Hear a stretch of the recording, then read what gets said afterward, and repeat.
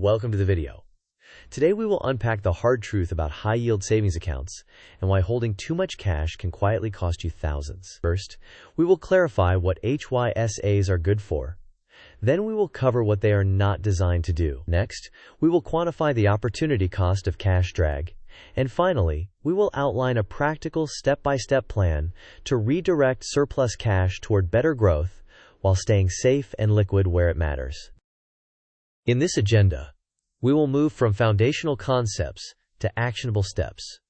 First, we will establish the correct role of HYSAs. Then we will discuss chasing the highest rate without loyalty to any bank. After that, we will clarify how FDIC insurance works and why the $250,000 limit is protection, not a savings target. Next, we will set a concrete cash threshold.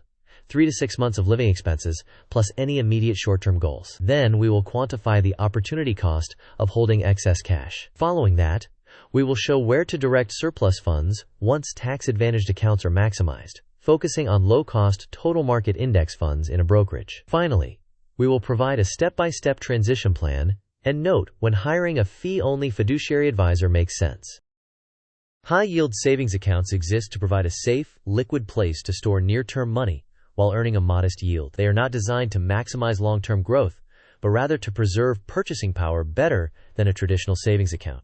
In other words, they are for accessibility and stability, not for compounding at high rates over many years. Here is the core message. High-yield savings accounts are great tools for liquidity and short-term safety, but poor vehicles for building long-term wealth. The FDIC insurance limit of $250,000 is intended to protect you in the event of a bank failure. It is not a milestone to aim for. Next, understand that loyalty to a single bank often results in a yield that lags the market. Always be prepared to switch to a better APY, because compounding on a higher percentage rate will always outperform a lower one, regardless of the bank brand. Then, set a firm cash threshold. 3 to 6 months of living expenses plus money for any short-term goals you will need within the next 2 years. Anything beyond that threshold is likely incurring significant opportunity cost when compared with expected market returns over long periods. Before we proceed, a brief disclaimer. This content is for educational purposes only and should not be considered personalized financial advice. Your situation may be unique. Always perform your own due diligence and consult a licensed, fee-only fiduciary financial advisor before making financial decisions. On the left, HYSAs prioritize liquidity and safety, with FDIC coverage up to $250,000 per depositor, per bank. Their yields are variable and historically modest, which makes them appropriate for emergency funds and short-term goals. On the right, investing targets long-term growth and accepts market volatility. While securities are not FDIC insured, the expected returns over long horizons have historically been higher, often in the 8 to 10% range. Therefore, once your emergency fund and near-term needs are covered, surplus cash should generally be invested for growth. This flowchart begins with cash in a high-yield savings account. The first decision is whether you have 3 to 6 months of living expenses saved. If not, the action is to build that emergency fund. If yes, the next decision is whether you have short-term goals within 2 years. If you do, keep that specific goal cash in the HYSA or in certificates of deposit. If you do not, the next decision point is whether your tax-advantaged accounts, such as a 401k or Roth IRA, are fully funded. If they are not, contribute to them. If they are, direct the surplus into a brokerage account invested in low-cost total market index funds and automate monthly transfers for consistency. In this example, monthly expenses are $4,000. At 6 months, the emergency fund target is $24,000. If the current HYSA balance is $120,000, the excess cash above target is $96,000.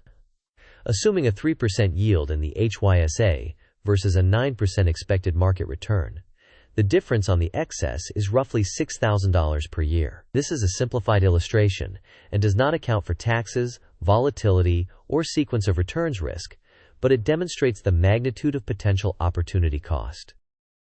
Here is a practical sequence to implement. First, audit your cash by calculating monthly expenses and listing any near-term goals such as a car purchase or a move.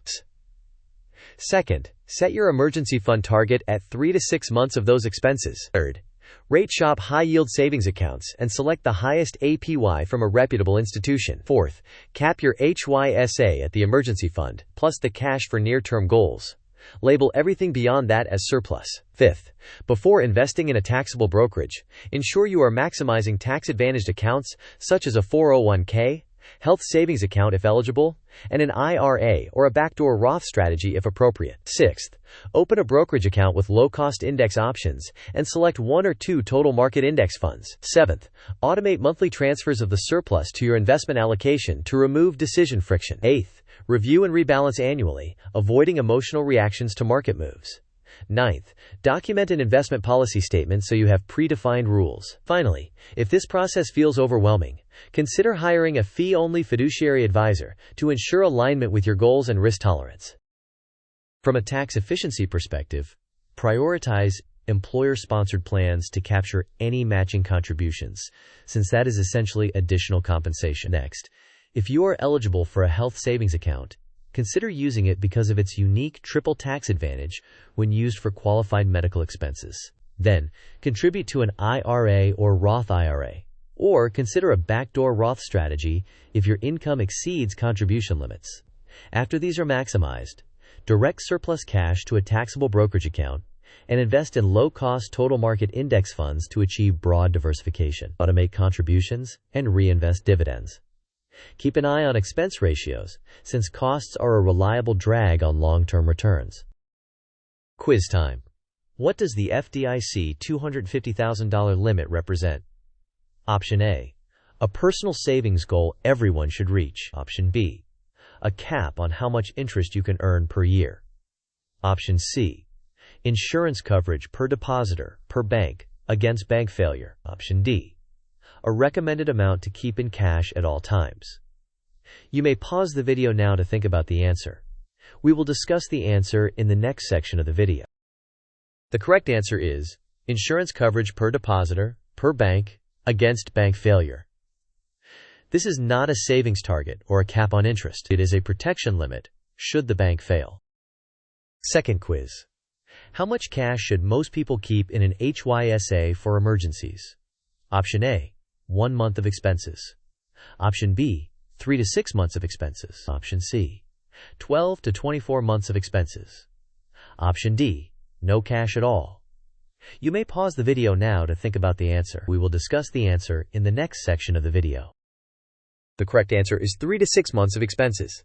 This range balances liquidity needs with the desire to minimize cash drag. You may also add cash for near-term goals you will need within 2 years.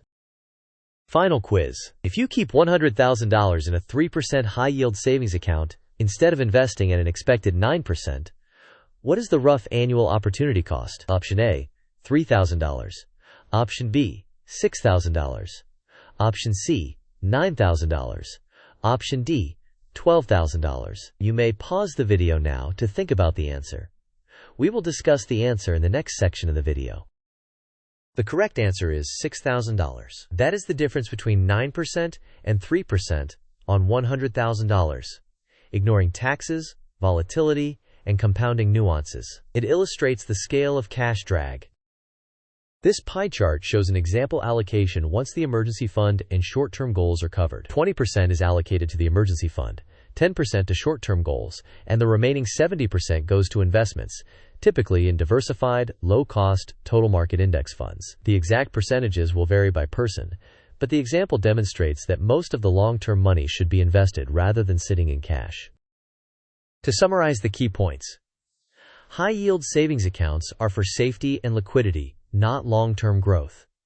Do not be loyal to any bank if a higher yield is available elsewhere. The FDIC limit of $250,000 is insurance coverage, not a savings goal. Maintain 3 to 6 months of expenses in cash, plus any short-term goals, and invest the rest. Maximize tax-advantaged accounts first. Invest the surplus in low-cost total market index funds. Automate contributions, review annually, and keep costs low. If you are uncertain about any step, work with a fee-only fiduciary advisor. As we wrap up, your next steps are clear. Audit your cash and define your emergency fund target. Shop for a top high-yield savings account and move your funds if you can secure a better APY. Open or prepare a brokerage account and select a low-cost total market index fund. Automate transfers and remain disciplined through market cycles. If you want help or prefer a second opinion, consider working with a fee-only fiduciary advisor. Thank you for watching. If you found this helpful, please like, share, and subscribe. In the comments, tell us your emergency fund target and your next investment step. Your engagement helps us create more content that matters. See you in the next video.